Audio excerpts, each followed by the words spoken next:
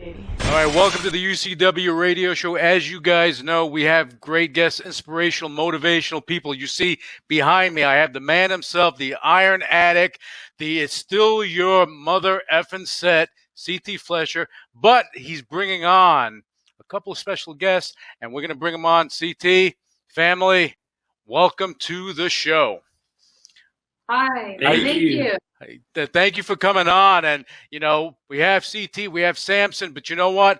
I want to speak to you, Ms. B, okay? Because, you know, at the end of the day, you know, women, you know, you have powerful women out there that do a lot of amazing things, and they are the anchor of the family. They are the ones, they're the bedrock, and you've been a bedrock for your family. And I love that. I love that. I've seen your husband go through things, you know, I mean, and what you've done and the motivation that comes out of that. I don't think you get enough credit. I know your family gives you enough credit.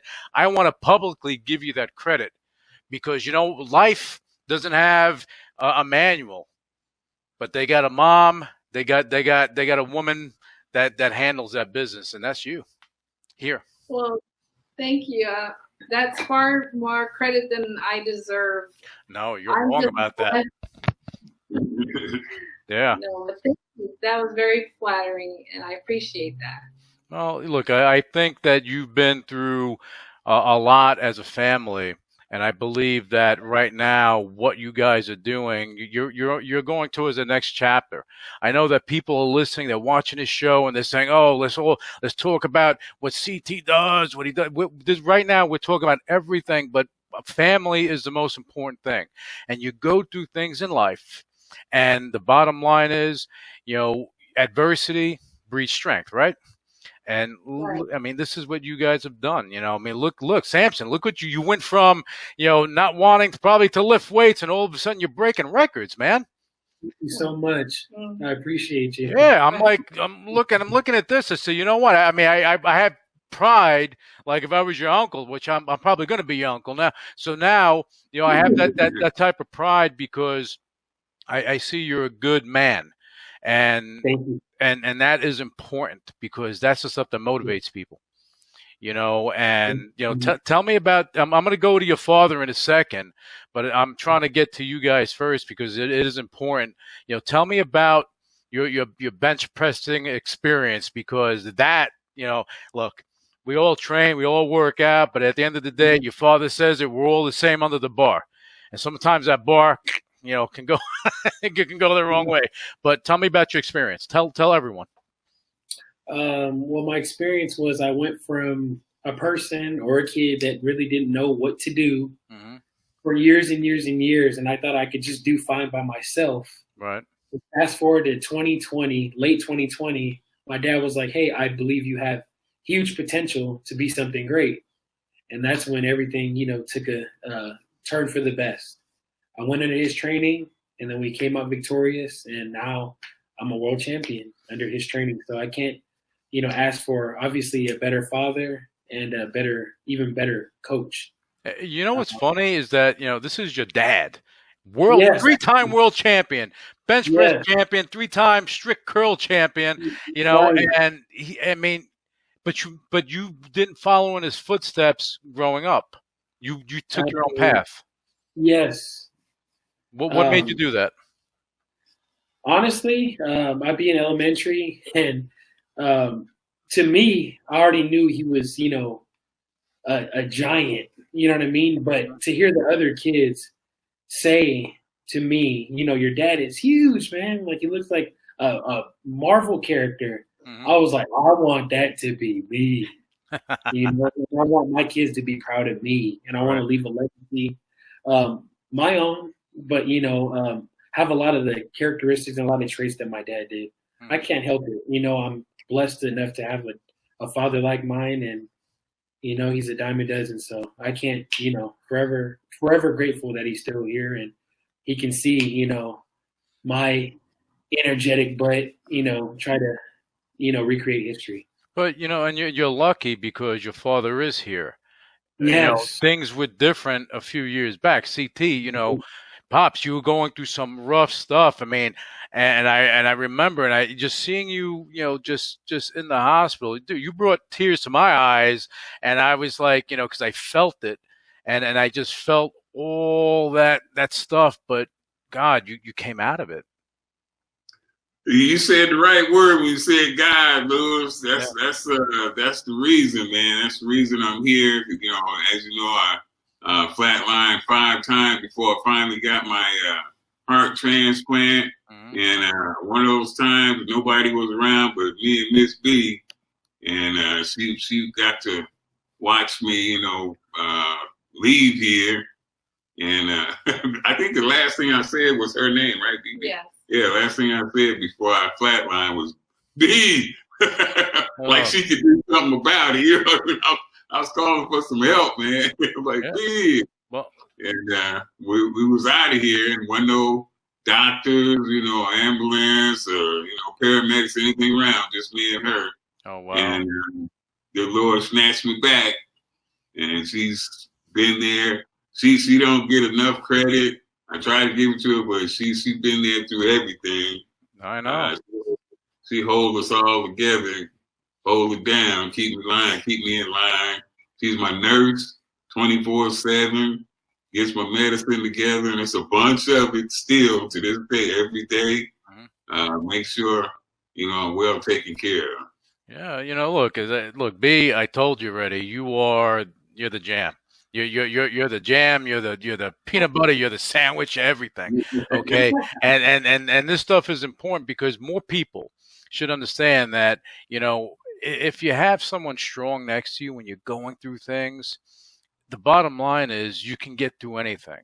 CT, you went through something that people go through things in life. I've never been through that. I've been through my own stuff. The bottom line is when you have that anchor there, it gives you something to fight for. Absolutely. Absolutely. All right. So now that we got that out of the way, because I thought that stuff was important, now you went from going through that traumatic situation and you went and you're here now. You've been doing one amazing thing after another. Your popularity is through the roof. Okay. You have your gym. Okay. Where, with COVID, that was a struggle too. It had to be. Small business is tough. Yeah, absolutely. Just like every other gym, I guess, or small business, even some of the big chains, they shut you down just like that. Yep. We were shut down just like everybody else, and it was definitely a struggle just to because my landlord didn't give a damn about no COVID. She wanted her rent every month, just like business was booming. Right. So they don't care. There was no, I don't know. I heard that there was some kind of grace for some renters or something, but that did not affect us. My landlord did not give a damn. She wanted her rent on time every month, just like everything was going fine. She pulled the good fellas. F you, pay me. That's it. That's it. Absolutely. That's it. And I'm sure Newsom didn't come in and give any bailouts to you guys for anything. No, it didn't drizzle down. I know. I'm sorry. I did get my $600 stimulus check. I did get that. Yeah, that helped a lot. that put a dent in that rope. I think that was a carburetor. Yeah, exactly. Yeah, that's right. You got a whole. You got. I saw you in your nice vet. Okay, and I'm a vet guy. I had three or four of them. Okay, I had a Target top, I had a rag top, and I used to love those cars, man. I used to have Pirellis on them, and they had the dual exhaust thing and the whole thing going on. And I mean, but there's a history with those cars. You have a story with them. Oh yeah, I'm a vet man, big time, man. I've been a vet man, since early days. Even when I got my first vet, a 71 convertible, and running up down the 405 with my training partner, Big Daddy Richard Stormberg. He was 400 pounds and I was 350, 325, and we riding up down. in the back, man. So we had to hang one arm, I hang my arm out the door, and we hang his arm, and we still be smashed up together, man. Yeah. But it was a whole lot of fun. It was a whole lot of fun. Yeah, sure. As long as you didn't hit a speed bump, you know, because the whole vent could split in half, man. Yeah. So look, you've been training, you've done a lot of things in powerlifting. You've accomplished a lot of stuff. You know, you 3 times you're world bench champion. Okay. Yeah. You know, people that look at videos from back then, you were the happy, smiley guy, always smiling and laughing, and you no matter what it is, you're always trying to help people. And I saw that, you know, and again, I don't think, you know, even though you have a huge following and everything, CT, I don't think you get enough credit for the things that you've done, because beyond, you know, what you went through, most people would have just given up. You know, most people, they think about themselves. You know, you're doing the things you do. You're thinking about all the people around you. And look, I mean, who do you're training with, from Terry Crews to, I don't even want to mention his name, Mike O'Hearn, my buddy, my brother. Okay. But you're training with all these top guys, and you bring in other guys, and you do these things. You put them through the gauntlet, man. And, you know, and the thing is that they're there for one reason only, because of the level of respect, and they know what CT is about. They know what Pops is about. And that to me is impressive, because, you know, having that aura that comes before is you know, it's just something special. And I just wanted to say that, because I think it's important. So now let's talk about what you're going. I know you have a protein a line that you're involved with. I want to talk about that a little bit, because, you know, your health is important, especially now after this, and this is something that's helping with your health. Right. It's all vegan. I was, if anybody knows my history, they know that I was the biggest carnivore on the planet, man. They talk about people are taking my lunch, what I ate every day for 20 years, as a challenge now, the CT challenge. I'm like, shit, that was lunch, man. You know, 4 Big Macs, 4 fries, strawberry shake, and 2 apple pies. And they think that's you know, that's a food challenge. I'm like, I did that shit every day for 20 years for lunch. When I go to McDonald's and they knew what I was going to eat, they'd have it ready, sitting on the table when I walk into McDonald's.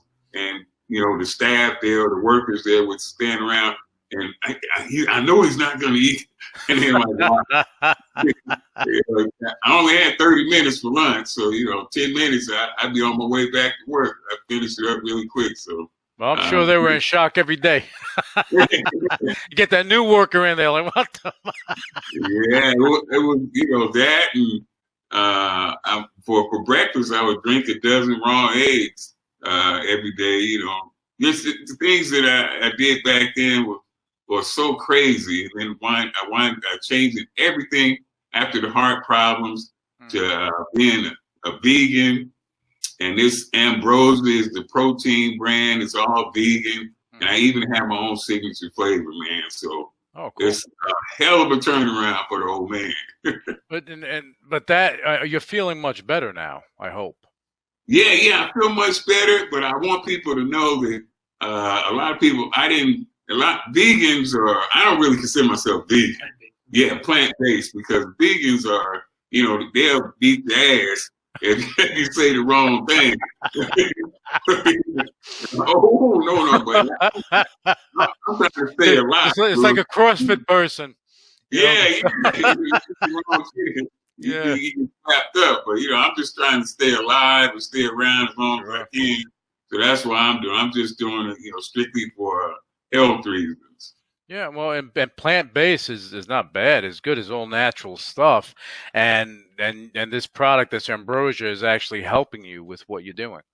Oh, yeah. Yeah, it's helping me and a whole lot of other folks, man. I think it's the #1 in vitamin shop now. My little signature flavor is #1. Oh, nice. Yeah, and I you know, I appreciate the hell out of that.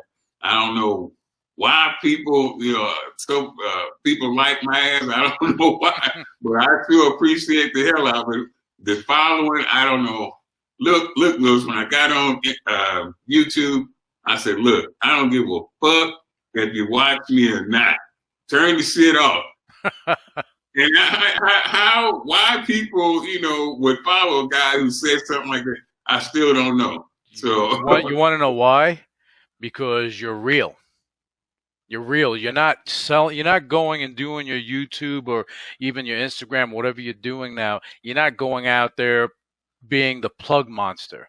Okay, you're talking about real stuff. You're showing people how to do things. You're saying what's on your mind, and you're leaving it there on the table. They digest it. They do whatever they want, but people respect that, and I think that's why you have that following. Because not beyond you accomplishing all this stuff, but people respect that because it's like you're just true, and and how do you fight that? You can't if you're true.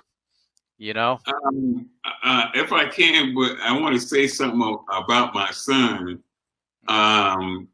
Now, okay, I make this comparison. Say Michael Jordan's son decided he wanted to play basketball, or Wayne Gretzky's son decided he wanted to play hockey, or let's see who's a fantastic fighter, Muhammad Ali's son decided he wanted to box. The expectations placed on that kid very high. Are ridiculous. Yep. Ridiculous. My son used to he trailed along behind me in the gym, when he was like 14, 15, and people would see him and they'd be talking shit about my son, his form or his deadlifts or something, and he's just a little kid. Boy, Lewis, I wanted to fucking jump through the screen and choke the shit out their ass before anything. All the weightlifting, all the. I'm a dad like anybody else. So to hear them talk about, but my son has to take on all of that criticism and still decide that I want to be a weightlifter. I want to do what my dad did. Fuck what everybody else got to say. I'm going to take on all this pressure, all the fucking shit talking, and I'm going to go out here and I'm going to compete in weightlifting competition. And that is incredible. That alone is incredible for him. It's a tremendous amount of pressure. My dad was a preacher, and everybody thought I was going to be a preacher. And some people say that I am a preacher, but I'm the classic preacher, anybody ever. They say, I wound up being a preacher anyway, but that's the last thing on earth I ever wanted to be was a preacher.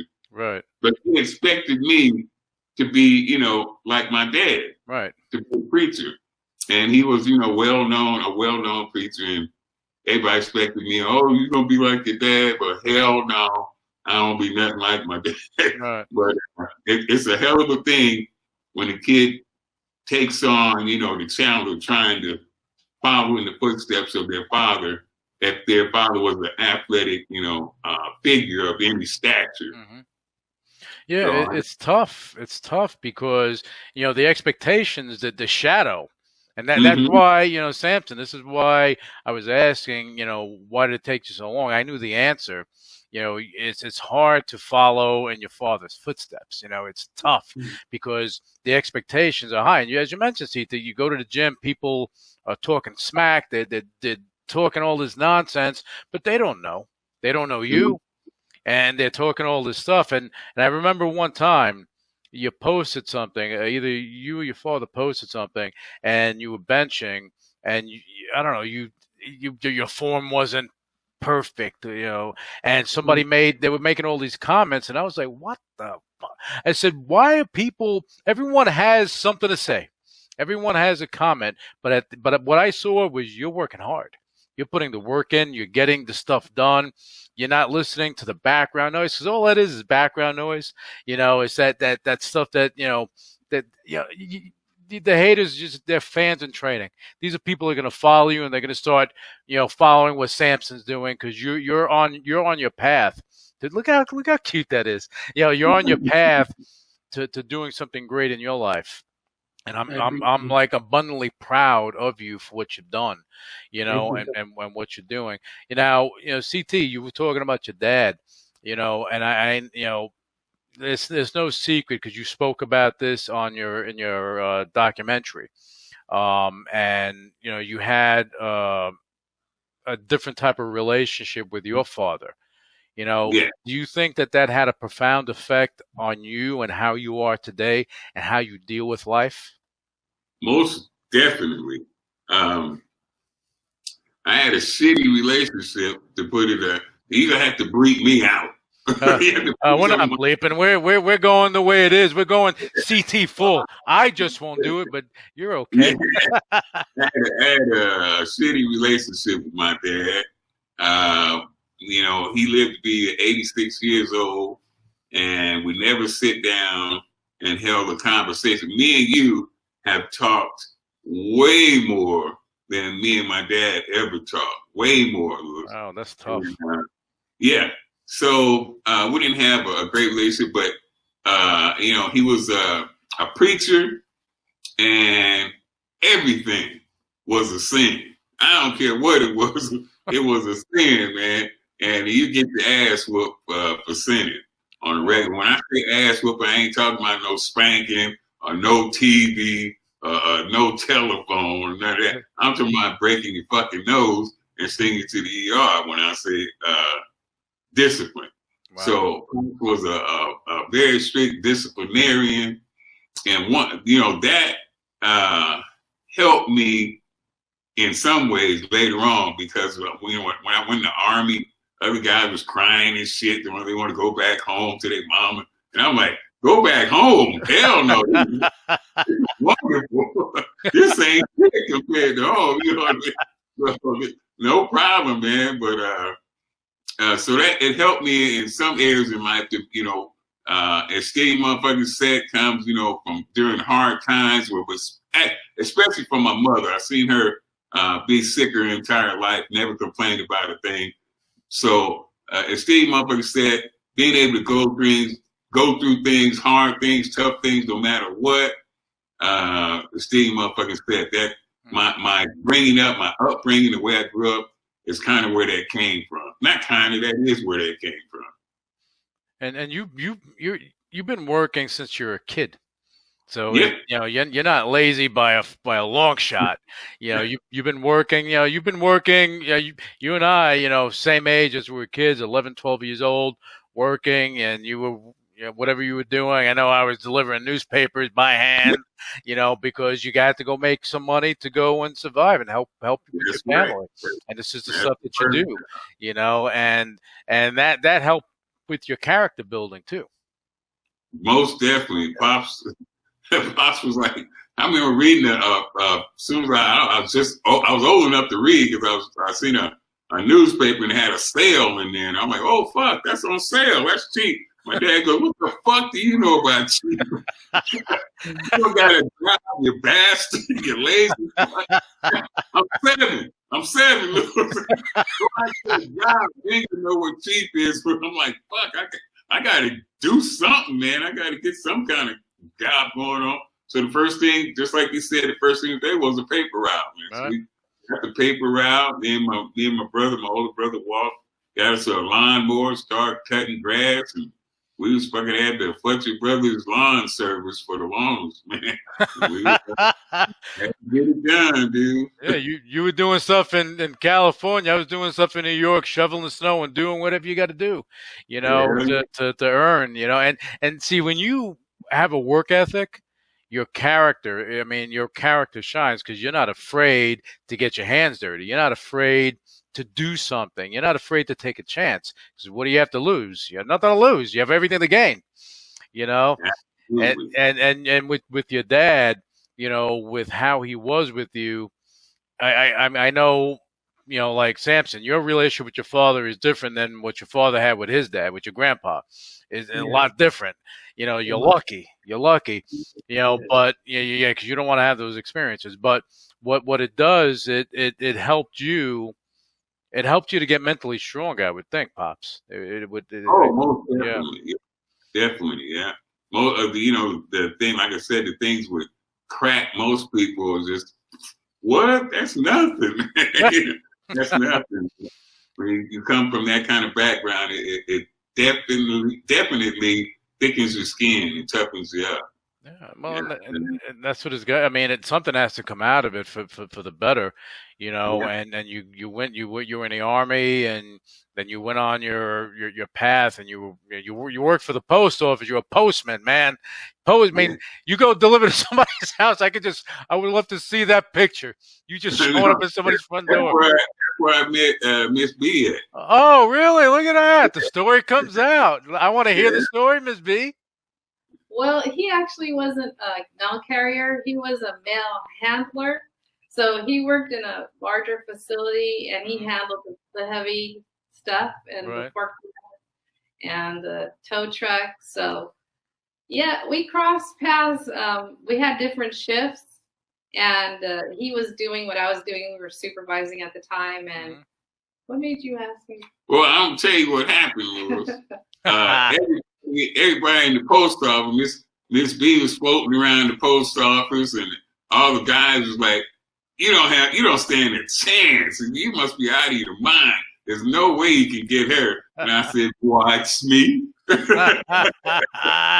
and look at you now. Look at you now. Watch me. And they was like, nah, ain't no way. She'll never talk to you. And I'm like, okay, watch me. We'll see. Yeah. So, yeah, but sometimes you have that connection, and both of you, and I see it here, that connection is something special, and you can't, you have a lot of women, a lot of men out there, a lot of couples, and I believe when you go through things, that either breaks you or makes you, okay, and you guys are stronger because of everything you've been through. Absolutely, yeah, absolutely. And one of the times that when I first had my initial heart attack, Samson was just me and Samson was there. Samson's right there by my side, so he was, he was my rock too for a while. When I was trying to recover, he was like my number one cheerleader, walking right beside me. Come on, Dad, you got this. Come on, Dad, you can do it. So he was also a rock for Pops. And so without these two, I wouldn't be shit. Yeah, well, I can see that. But I'd be less shit than I am now. But Samson, I have a question for you. So now, when your father when this was happening with your father, okay, how in your mind? Because I'm sure you didn't show him weakness, but how did you feel? What was going on in your mind? Just a lot of anxiety. I mean, it's just because I knew something was wrong. He went to the restroom. I'm trying to visualize everything because I hate to go back to that day. Yeah, well, I don't want to bring you back to a sad place. No. Yeah. I'm good. He's good now, so if he's good, I'm good. But he was in the restroom. My mom, I think my sisters and my mom were in our island that we're from, and which is Palau. Yeah. Yes. And then Palauan. Yeah. I like it. A little bit of other stuff too, but yeah. We were there, and he went to the restroom. And I can kind of tell something was up a little bit, So I knocked on the door and I asked him if he's okay. And I believe, if I'm not mistaken, he said no. And I was like, by that time, he opened up the door. But that was the first time you heard him say no. Yes, ever. That's what got you. But I'm so close to him, I know when he is not feeling well. Right. I could see it and I could sense it. It's like, I am literally on 50% of both of these wonderful, beautiful individuals. But so I knew something was wrong. By the time he came out, he was drenched in sweat. Oh. So I didn't know because I don't know what I'm thinking a heart attack is. You're like, ow, something is, ouch, it's gonna hurt. Right. But this one was more like a suffocation thing, kind Right. of. You know what I mean? And yeah, he was just pale, and he was, very sweaty. Mhm. And so we walked. I grabbed him or something like that, and we walked to the couch. He sat there, Mhm. and I was like, "I'm gonna call the paramedic." Right. And yeah, the paramedics came, and he went. He went to the hospital, obviously, and then come to find out that he had a heart attack, which I didn't know, and I didn't. I'm not a doctor. I'm the Right. farthest thing from a doctor, but I know when you're in trouble. You have to excuse the noise. As my little pup is just going. She's getting so excited with your story. But Yeah. But- So,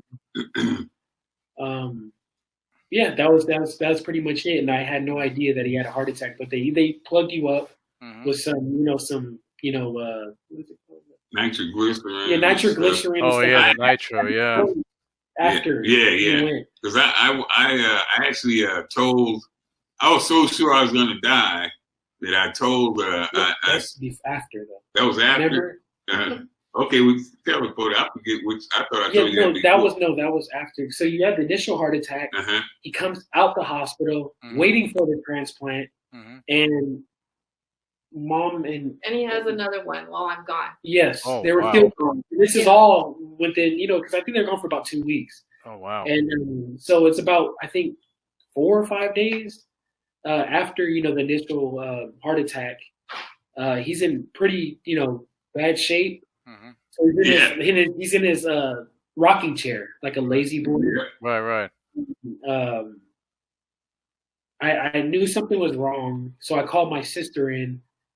And she came in. She's like, "Okay, I'm gonna call the paramedics. I'm gonna call the ambulance to come get you." Mhm. And by that time, he was like, "No." He just basically said no. He was like, "It's too late." So that was like I was kind of like just empty. Like I didn't know how to react, but I had to hold my head high. You know what I mean? I had to be strong to show him, to have him have Right. confidence that I had. Right. So he's in the chair. My sister was she was in the living room calling the paramedics. And we have this moment to ourselves where he looks at me, and I look at him, and he basically said what he said, which you guys don't know. Nobody knows this but him and I. He said, he told me to shh. He shushed me, and because I was talking to him, Right. and he said, "I love you."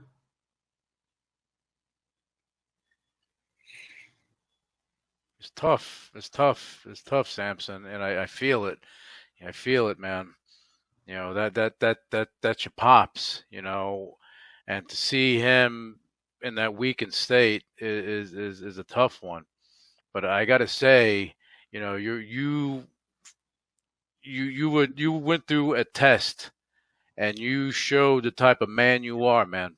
You showed the type of man you are, and going and seeing your father go through that, the bond that you guys are going to have is just going to be stronger and stronger, and I know it's tough to talk about. That's why I really was trying to hold back on that.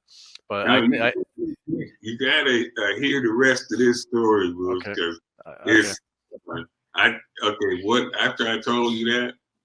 You told me you love me. I don't want to really put exactly what you said out there, but you said you love me a lot. Yeah. And his eyes were just going out. I never witnessed death. You know what I mean? Look, I was on my way out, dude. I knew I was. His face was green. Knew I was dead. It was real bad. You can because I've had it a couple times when you are dying. Yes, you start feeling yourself fading out. I know. You're not about to drop off to sleep. Yeah. It's not, I'm just passing out. Yeah. Death is different. Yeah. And you know it. And I knew I was dying. So I wanted to tell him, that I loved him and that I was apologizing. I'm sorry. Yeah. But I gotta leave. I know I'm leaving too soon. I'm leaving earlier than you thought I was gonna leave. But I apologize to you for leaving too soon, but I gotta go, man.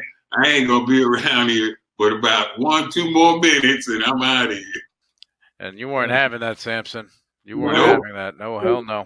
He Hell said, no. when he said I'm sorry, I'm trying to really think. He said I'm sorry, and obviously that's when it was a turning point, though. That's when most people would have just folded, if you will. You know what I mean? That's when I regained this. The strength of your parents came through you. Strength, and God came through me because God talked to me and said, no, if you touch him right now, he'll wake back up. So if you touch him, because the connection you have, and if you're a firm believer in God, that anything is possible. So I touched him because he was going out. His head was going down. Gone. It was like, it was hard for him to look up to me. Right. But he had enough strength to do that. And he was like, I'm sorry, but I was like, no. So I touched him. And I said, you're not going anywhere. Yep. I said, because God is literally talking to me. With 100% confidence. He was positive. I was positive I was leaving, and he was positive I was staying. Yep.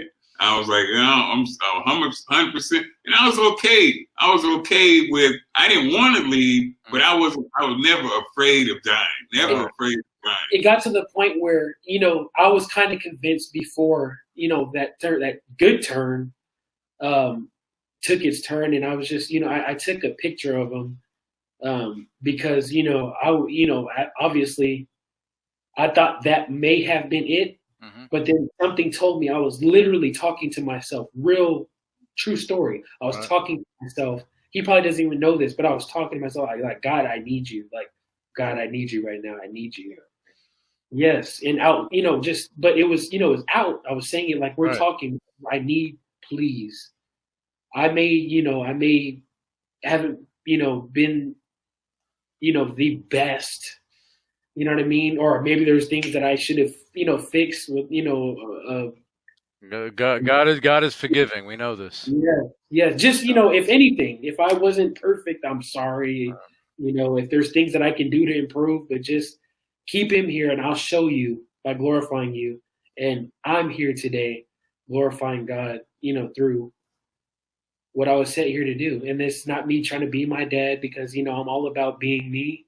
And solidify my own legacy, but if it just so happened to be this, and it's funny how things work. Yeah, I mean, you went through something traumatic, and going and connecting, and walking by faith. I always say, walk by faith, can't walk by sight, because sometimes you don't see what's in front of you. Right. You just hope. You CT, you were looking in the abyss, man. You were looking in the abyss, and at that moment. Your son, his faith, went and yanked you out of the abyss because you didn't belong there. And I know, Ms. B, you weren't there when that happened. No, not for the second one. Yeah. I was there for the first one. When they called me, I came back home, of course. Right, but that must have been, that must have tore you up from the inside out. I went to my brother's house crying. We jump in the car because I don't know what the hell to do. After that, the ambulance already, obviously took him. I was like, we gotta go. It was like 11 p.m. And he got up and we just shot straight to the hospital.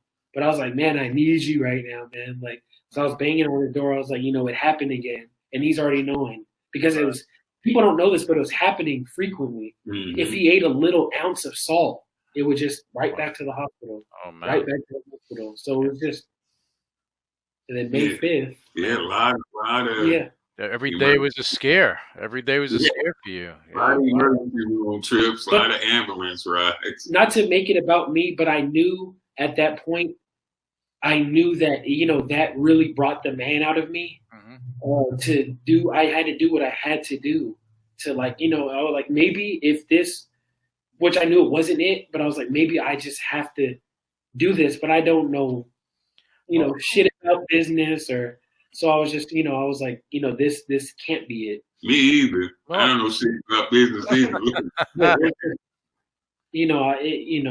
I had 1,000% confidence. But And think about it. No, not just to go on the lighter side. Even today, when we're trying to have this show, we're going through all types of hurdles. Yeah. Okay, and what did I tell you? What did I tell you guys? That I guarantee you, Miss B's in a car. She's like, "Yeah, it's not going to start until I show up. The party doesn't start until I show up." Yeah. I thought it would be over by the time she got here. And but we got an old dude trying to do some computer shit. It takes forever, man. Yeah, no, but it's all good. Look, we this right here. When I do my show, these are the stories that mean something. These are the stories that motivate. We're not promoting and all that other stuff. People are hearing this from your mouths, what you've been through, and if this helps one person to get through a tough time, we did our job today. We did it. Absolutely. And with Samson, you've been through a lot of stuff. Ms. B, you've been through a lot of stuff, and I see how you guys and what you're doing and how you're making your own path, and I'm proud of you, man. I'm proud of you. Okay. You know what, Lewis? What's that? I gotta ask you a question, man. Sure, go ahead. What does UCW stand for?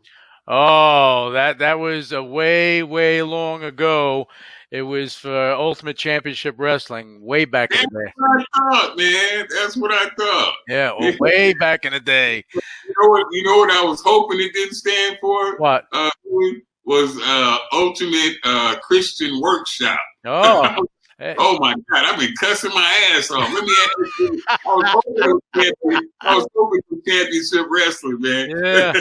Way back in the day, I just kept the acronym because it just works.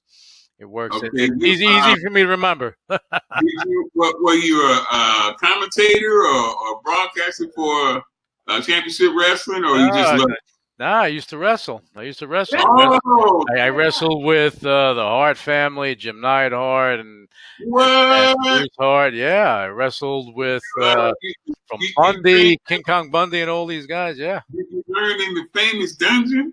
Yeah, way back when. Yeah. When. Yep, I had some of my guys that went up there, and they stood up there as well. And I heard about it. Yeah, I'll share this story with you, so people are watching, they can get it. I don't normally talk about this, but I remember it must have been 96, 97. Okay, Stu Hart would call me every Monday. Every Monday, he would say, "Lou, when are you coming up? When are you coming to Calgary?" I said, "I don't know. Why, Stu?" He said, "Because I want to stretch you." I said, "You don't want to stretch me, man. Because stretching, he's breaking something." I said, "No, you go get Davey boy. Go get your some bread. Stretch them. Don't stretch me." I said, "I got Jim Neidhart here. You go stretch him." Yeah. I heard how absolutely tough he was, man. He was a real dude. He was the toughest. Out of pro wrestlers, seriously tough. Good guy. And he did a lot of stuff for wrestling, and wrestling is what it is right now. You train with from Steve Austin to The Rock and this and that. All these guys, but wrestling back in the day, it was just different. It was different. It was different. It was. Dan Hart, man, the best there ever was, the best there ever will be.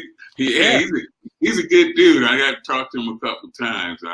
You have some you have some guys that are like when Macho Man was around. He went through similar to what you went through, and because Lanny would tell me what was going on, and when he passed, Pop-Up, right? Leaping Lanny Pop-Up. Yeah, Leaping Lanny Poffo. Yep, the genius. Yeah. He moved to Ecuador. Did he? Yeah, he went to retire. Him and I were training in Florida, and he said, "What do you know about Ecuador?" The fuck? What do I know? I don't know anything about Ecuador. Maybe I have a friend that's from there, and he just had a whole plan, and he devised it, and he's living there now. Wow. He wanted to do that and live his life. Yeah, because his mom passed away and everything. But enough about me. We gotta put things back on you. Well, a huge wrestling fan. Oh, I man. know that. But yeah, but you know Even the funny thing is that trained to be one. say again. Even trained to be one. Did you really? When'd you do You that? didn't know I didn't that? know that. Bring that information. Bring it. The Seaside Gym in Long Beach, California. Okay. Just trained for a very short time until I found out the schedule of professional wrestling, all the traveling guys had to do. But I loved the training, and I was body slamming the shit out of people back then. Oh, that's great. It was. You found out about the schedule. You found out about the pay. You can't survive on $100. So yeah, man. Yeah, a different city every weekend, and I'm like, wait a minute. I have the post office over here, and I got health benefits and shit. I think I'll stick with the post office. Wrestling, that business is not for everyone, and it's just a different animal. I mean, now it's different now than it used to be. A lot different, but it's entertainment. Yeah, right now you have no fans in the audience, so how they're doing it, and God bless them. As long as people stay healthy, man, that's all that matters, Right. But I know that when Randy, when he because he passed away when he was in his car because he had a heart attack while he was driving. Yeah, and I didn't know it. yeah. What did you wrestle under, Louis? Oh well, I went under the moniker Falcon, but that's a different story altogether, and I have enough injuries from it. See, I didn't have to do it. I just, in life, and you and I have been through a lot of stuff. And when you go through these moments, you try to, my mother, that's my anchor in life. Okay. And she taught me something. She said, when I was a kid, she said, whatever you want to do in life, you do it. No matter what it is, you have a dream, you do it. You may do it for a little while, just do it. Don't have regrets. Don't not do it. Ooh, she was very wise. Oh, my mother's tough as anything, boy. She slapped me around today. 2 days she slapped me around, But yeah, but you go and you try to do the things you want to do in life, so you've done it. And that's why with what you're doing now, I mean, I'm amazed because you came out of this whole episode that you went through, this chapter of your life, which you never want to revisit again. But it changed your life. It changed your whole family for the better, believe it or not, because you had to be the sacrificial lamb for your family to be where you're going. I that's the way I see it. I believe it. I believe it. I think I heard somebody recently say that nothing great comes out through the easy path. You have to, in order to do something great, you have to go through hard times. You have to suffer in order to do something great. It's just impossible for greatness to come any shape, form, easy. Yeah. It has to be tough. You have to put the work in. You have to. Something great to happen. Yeah. Yeah. And it's funny, just talking about sayings, people say, hey, you're an overnight success. Yeah. It only took me 20 years. Nobody knows about the struggle. Nobody knows about the struggle. And the people that are there for the struggle, these are the people you want with you. Absolutely. And that's why I say with what you went through, your family's tight. The people that are around you, these are the people you want around you. And this is the stuff that's going to take you to another level. And I know it because, look, Ms. B's wearing the sunglasses. The future is bright. You know it. And things are happening. And again, I'm amazed that you went through the heart attack. You went through all this stuff. And you're sitting in front of me, far away. But you're sitting in front of me now today, where if things would have went the wrong way, we would never have this opportunity. Absolutely. We would never have this opportunity. And the one thing and one thing I want to say is that I don't want to, I don't want to stroke your ego or anything, but I have respect for you, not from your benching, not from what you've done and powerlifting and bodybuilding. You've done all these things. I respect you for the man that you are, because that's the highest praise ever. Because that other shit, Lewis, that used to be everything is nothing now, man. And you realize that. Yeah. Yeah. You realize that. Really nothing. Yeah. Watching my son compete is a million times more. I get a million times more out of it, more gratifying watching him compete than I ever did, when I competed. When I could care less but watching him do it and stand up there and win it, shit, my heart wanted to jump out my chest. I was so fucking proud. I was so happy that was, it just whatever my achievements paled, they don't so insignificant compared to watching my son do what he did. That was just. But that's a father's pride. That's the way it goes. It's what your ego is out of the equation when it comes to him. Your ego's out of the equation on a regular, but when it comes to him, it's like, I don't matter, you matter, spotlight on you. And this is what is important. And I believe that, your son, look, Samson, you got a big future ahead of you, man. Big future. A lot of things you're going to do. I don't know what they're going to be, but all I know is that, however I can help you to achieve what you want to achieve, I'm a phone call away. Okay, and we won't have the half-hour session trying to figure things out. Yeah, that was hilarious. But I believe that God intervened, and Ms. B, you sent it out there because he said, "Hang on, we're not having this show without Ms. B in the middle." That's why I was not going to have this show until you showed up, because you're meant to be here.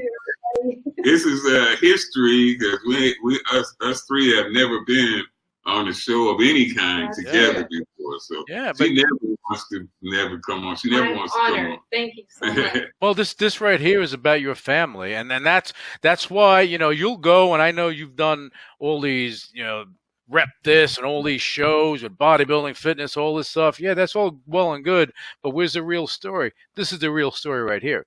This is what people should want to know. Your feats, what you've done is great, and I'm proud of all that stuff. But you defeating death, fuck. I mean, you took the sickle, you broke it in half, and look at you now. And you're still training, and you're in the gym, the Iron Addicts gym. You're there training people, doing this on a regular. Okay, and you haven't slowed down a pinch where most people would slow down. Well, I slowed down. Trust me. But not as much. I mean, what I mean by slowing down is not your rendition of slowing down. I mean stopping and doing something else and go do the gardening and plant some tomatoes. I don't know what's going on, but people do that. You didn't stop. You kept going. I damn sure slowed down. And I also want to clear. I didn't kick Def's ass. Def kicked my ass. I had big time help. I had intervention, man. If it wasn't for me, Def is still undefeated.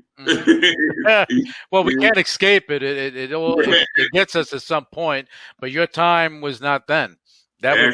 You have a lot of stuff to accomplish still. A lot of stuff to accomplish. Said, not now. You can have them later, but not right now. There you go. Now, talking about you training and everything, as anyone that's been watching this, if you're listening to the show, you don't see it, but you've been watching it. There's a website. You guys don't see it, but we have it right underneath, and it's talking about your fitness app and what you have. I want to talk about that because you're sharing knowledge that really people can't get. I remember back in the day when I was training with the Mensa brothers, when I, trained, when I was curling, and I was young, I was curling like 250. Okay. And my wrists were hurting me. And I was talking to Larry Scott. I said, I don't know, my wrists are hurting me. It's just me and him in the hall. He said, what are you doing? I said, I'm curling. So how much you curling? I said, 250. That's your problem. I said, I don't know. It feels like I can do it. He said, yeah, but you got to go lighter. And he showed me the Scott presses and the Scott curls. And this is a legend. And that's my pattern. I wanted biceps like Larry Scott. People don't, if you don't know who Larry Scott is, look them the fuck up because that's legendary. And when I was a little kid, that was the man. You know, a lot of people don't know who he is even now, Louis, but Larry Scott was the man. If you want to know, I mean, that's why I fell in love with the preacher bench doing Scott curls. Yeah, and it's still my all-time favorite exercise on the preacher bench over bench press or anything else. I love me some curls, man. Yeah, Larry Scott, you know, I mean, his arms, he had the peak and everything, and he had that look to him. But and I say this because, and the reason I'm bringing him up is because how you are. You're willing to help people. You have your fitness app to help people. Back then, we were lucky to have a telephone. We didn't have the internet. We didn't have all this stuff. We have Muscle and Fitness. You get that, but then all of a sudden, I go somewhere. I go to the Olympia in New York. I'm with Larry Scott. I'm with all these guys, and it's like these. I mean, now they're legendary, but if I didn't have the opportunity to be around them, I wouldn't have those stories. And you're giving this knowledge out to people on your app. And I want to talk about your app. So I'm going to give you the floor to talk about that. Yeah, what I like most about it is I had my son do the app with me. So most of all the exercises that are on the app were demonstrated by me coaching my son. That's one unique thing. I mean, I get to teach my son where I started when I was 12 years old. I'll be 62 in June, so that's 50 years. 50 years of working out and training. And I showed him things that I learned when I was 12, and I learned from the guys. I used to go to Gold's Gym about every other weekend and to see the Mr. Olympias in person. So I got to see those guys in person training. And then I learned from the guys in the penitentiary too. My cousin Junior Miles spent most of his adult life in prison. A lot of guys around the block, up and down the street in Compton Boulevard would come over. They'd be fresh out of the pen. And those are guys that we looked up to. Craig Munson, big influence of mine as a kid, the biggest human being that I ever seen, especially bodybuilder. And he wasn't, Mr. Olympia, but he was bigger than Mr. Olympia. Yeah. So I took all the years of experience, like you said, talking to Larry Scott, legends like that. I've had those type of experiences, legendary bodybuilders, and then the penitentiary guys put it all together and got a training app together with my son, demonstrating all these exercises, things you're not going to see on the run-of-the-mill, training apps. So it's training.ctfletcher.com, man. And I'm so super proud to be able to do it with my son. So what the old man can't do, my boy can get it done. And that's what it's about. It's a family business now, and that's a good thing. So people need to go to training.ctfletcher.com and get the app, learn about it, and just understand more about real training. You have too many guys out there with the fluffy duffy, training things, I mean, come on, and see, you wouldn't remember this, but when I was younger, I met you, in California when I went to Venice Beach, and I was around there, and I was just infatuated with just training and training hard, and you see a big guy, who else? And there were guys that I remember that was huge, like Vic Richards, huge, but didn't compete. And Joe Weider was trying to get all these guys to compete. And when I went and I saw, and you and Craig, I saw you, I was like, I mean, it's like scary because like I can't get that type of strength, but you know what? Stuff like that pushed me to get that type of strength. So I was able to go bench the 600. I was able to go do all that stuff. Can't do it today, but at least I say I can do it. That I did it. That's right. We can talk about what we used to do. Yeah. But there was some absolute monsters walking around. Yep. I remember people don't realize it that back then, man. Oof. In 3D, Victor Richards, you met Vic Richards. I remember I was doing curls one day at Gold's Gym, and I was feeling pretty good. and he was doing curls at the same time. We weren't doing them together, Right. but we were going tit for tat. We was going tit for tat, and we worked up to 225 on the curl bar, and was doing repetitions. It was a competition going on, but not really. Nobody was. But I would do a set, and then he do the same thing, So we going back and forth. Victor Richards was a strong bastard, man. Usually, by the time you got to 225 we did it on the Olympic bar. By the time you got to 225, there was very few people who could actually curl that one time.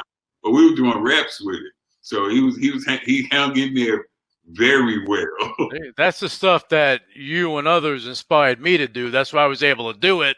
Again, I mean, could I do it? Nah, I don't know, but I might even try. We're not going down there. But leave that to Samson. Samson, you're going to do that stuff. I'll live through you, vicariously through you. Yeah, that's what I'm doing. Yeah, but that's a good thing. But with your app and how you're training your son, you're bringing all those stories, all those things to the table, things that people, they're not seeing it on YouTube. They're not seeing it on IG. They can only see it where you have your application. And how, I mean, not a lot of people know about this type of training. Not a lot of people do, but it's like, like you said, with the pig iron, because you even have something going on with pig iron, with that, this is stuff, the rusty old weights that you had in the, out in the street. When I lived in Africa for a year, I was training on the side of the road with a wooden bench, and we had like cement on the bar. You get it where you can get it, man. Absolutely. The fucked up or the weather beaten, that's the better it is, man. Me and Samson got a shitload of pig iron in the backyard right now, and it rained a little earlier, and it's going to rain. It's making it better, man.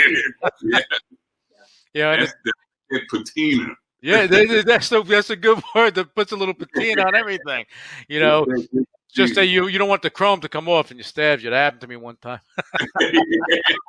So we're bringing pig iron back, man. I got the trademark on it. I was shocked that nobody else had the trademark, and we're going to be making our own pig iron plates here real soon. And you found a U.S. manufacturer. Yeah, I had the U.S. manufacturer is of course more expensive, and so we got him for part of it, and then the other part we got a guy that I've been knowing a long time, and he's going to make us some. The U.S. guys, his plates are steel. The other guy that I've been dealing with for a long time, his are iron. So we're going to start with steel. Then I told him I have to have authentic pig iron. I have iron plates. So yeah. I have some of that stuff myself, and doesn't matter what you do, it turns rusty brown no matter what you do. You can paint it. That paint will last maybe a few weeks. It's gone, and you get the rust. But the rust is okay as long as you wear some goggles and you're good to go. There you go. It will get in your eye. It will get in your eye, especially if you're pressing it. But so. I mean, that's awesome stuff. See, you have a lot of great things going on, and we don't have enough time on this show because we have so much to talk about. But, CT, I love you guys, your whole family. I appreciate you coming on, and I do implore people to go to ctfletcher.com, go to training.ctfletcher.com, see what he's doing. Learn about the training, because you can be the best that you can be if you train the right way. Doing the fancy stuff and everything is well and good. We'll leave that for Mike O'Hearn, right? We'll leave that for Titan. Let him do that stuff, but we're talking about he's going to get pissed that I'm saying that, but that's okay. That's okay. I love him. He's my brother, but he's a pretty boy. Oh, well, he's California pretty. Got the tan and everything, and Heath knows that too. That's why it bothers him all the time, But yeah, you have some amazing things going on, and we're gonna have to do this again. And Samson, I'm gonna want to bring you on yourself. You and I are gonna have a one-on-one. We're gonna talk about your training. We're gonna talk about your business. We're gonna talk about things, because I want people to get more familiar with you. Huh? You got time later today? Oh no, actually, I got another show. We didn't even talk about. I have a show, a martial arts show, and we didn't even talk about your martial arts background, CT. That's one thing I want to touch on, man. We got to take a couple minutes and talk about that. Oh man, we got my last term was 1980, and it was the Ed Parker International Karate Championship. Ed Parker Senior. Yes, Ed Parker Senior We're gonna have his son on the show in a couple of weeks. Oh yeah. Yep. All right. Yep. He moved into the wilderness, but he paints. He's an artist. Oh really? Ed Parker Jr. Yep. That's amazing. Yep. And it was that was my life before weightlifting, man. I thought I wanted to be Jim Kelly, man. I wanted to be Jim Kelly. Yeah, he was still around. I wanted to be just like him. I was fighting as a middleweight back then.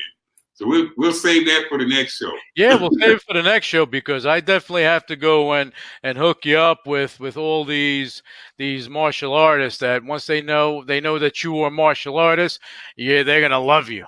They're gonna love you. And hopefully, the Arnold will be around some point, the next year, and that's gonna be interesting too. But we're gonna talk more about your stuff next time. I got to bring you guys back on, that's for sure. But I thank you for coming on, and I appreciate you guys to high heaven, and and we're gonna do this again. And for those that are, again, you're listening, you're watching, training.ctfletcher.com, and make sure you check out Samson, check out CT, and give praise to Miss B because she is the anchor of it all. That's right. The star of the show. That's it. She is the star. You are the star. And thank you guys so much. And you just stick with me, and I'll catch you guys on the next episode of the UCW radio show. We're gonna have some more great guests. Not as great as CT and the family, but we're gonna try. We're gonna do okay. Hang on, guys. Well, thank you, motherfuckers, for watching CT Fletcher Motivation on YouTube. Like, subscribe. Don't subscribe. I don't give a fuck either way. But what you do need to do is take your punk ass over to ctfletcher.com and buy something. Cause I fucking said so.